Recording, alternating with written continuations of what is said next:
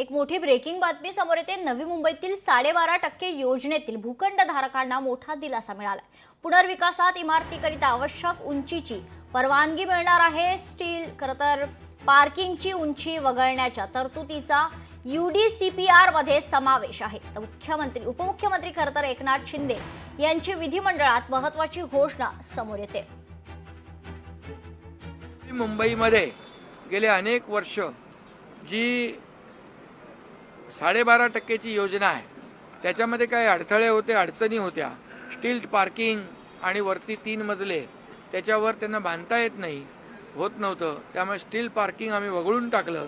त्यामुळे त्या जुन्या भूखंडधारकांचा पुनर्विकासाचा मार्ग देखील मोकळा झाला। त्यामुळे देखील लाखो लोकांना त्याचा फायदा होणार आहे। लोकशाही मराठी ऐका, पहा, जागरूक रहा।